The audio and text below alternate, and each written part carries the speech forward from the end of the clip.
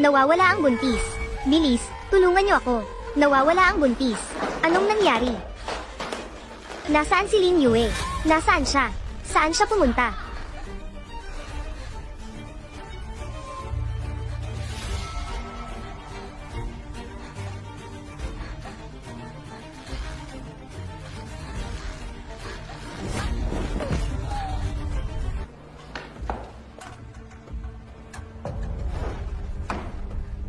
Tumakas siya.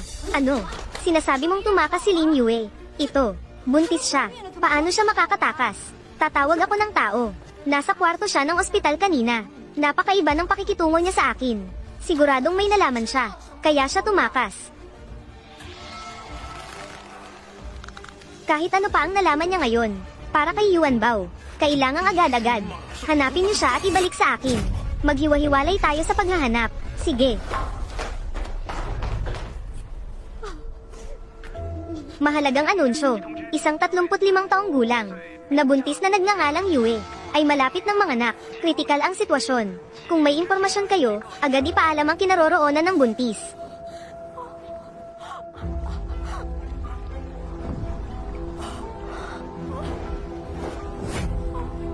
Yung buntis na sinasabi sa anunsyo, baka siya yun, hindi ba? Pumutok na ang panubigan. Mukhang manggang anak na siya. Mahal, dalhin mo siya agad pabalik. Tatawag ako ng doktor. Hindi. Ayoko dito sa ospital na ito. Tulungan niyo ako. Pumutok na ang panubigan mo. Pumasok ka na agad sa ospital. Hindi. Ayoko sa ospital na ito. Hello, nurse. Nakakita ka ba ng isang buntis? Ganito ang taas niya. Malapit na siyang manganak.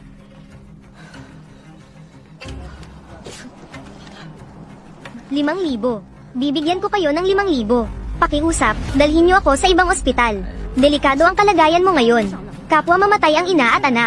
Kahit gaano pa karaming pera, hindi pwede. 8,000. Nakikiusap ako sa inyo. 8,000. Pwede ba? 8,000. Baliw ka na ba? Siguradong hindi ito maganda. Tara, umalis na tayo.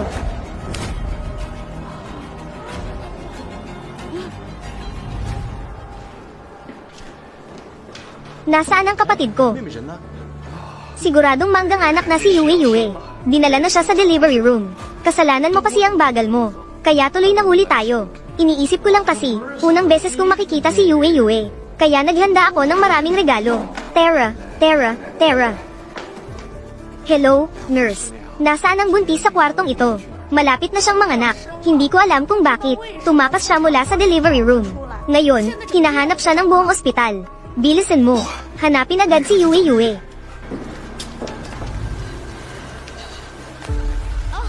Sir.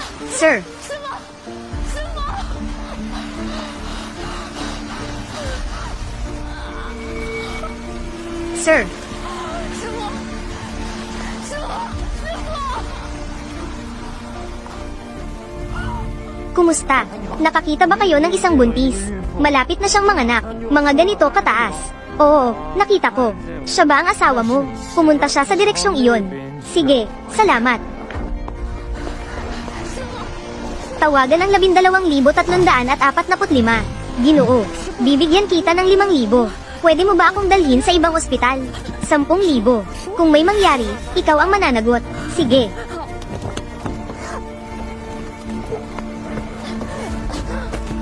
Sa wakas, nakatakas na ako.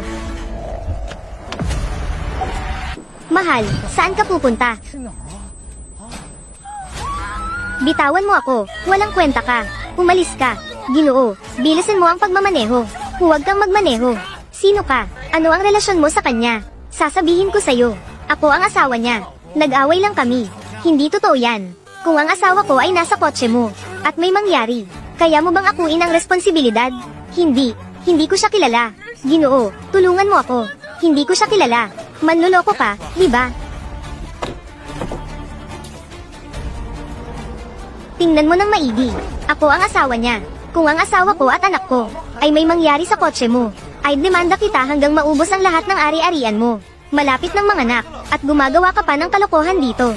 Nasasayang ang oras ko sa rush hour. Mahal, tara na.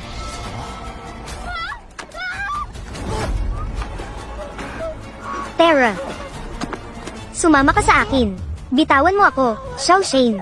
Doktor, nurse, bilisan ninyo. Ayoko pumunta. Ayoko pumunta. Ayoko.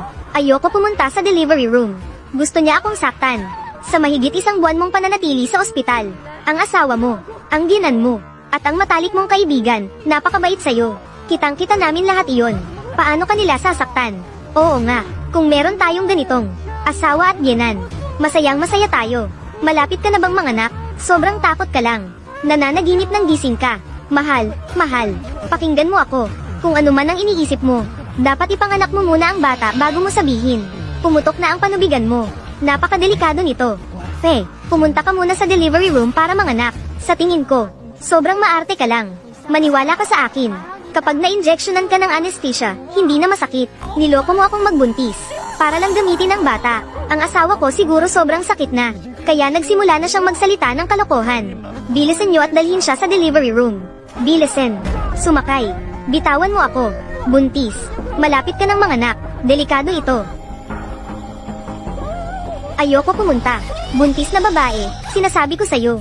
Hindi ito ang oras para gumawa ka ng kalokohan. Kung maglakas loob ka pang gumawa ng kalokohan, ako ay bigyan siya ng pampakalma. Oo. Bigyan mo ako ng pampakalma. Hindi basta-basta pwedeng magbigay ng pampakalma. Posibleng makaapekto ito sa sanggol. Hayaan siyang magwala. Kapag nangyari iyon, parehong delikado ang ina at anak. Bigyan mo ako, bigyan. Asawa ng buntis, mamatay ka ng masama. Hindi ako magpapa-injection. Ayoko ng iniksyon. Ireklamo ko kayo. Ano pang hinihintay nyo? Bilisan nyo. Hindi ba yun si buntis na babae? Ano ang ginagawa nila? Bakit ganito kalaki ang reaksyon ni buntis na babae? Bilisan natin at tingnan. Tumigil ka.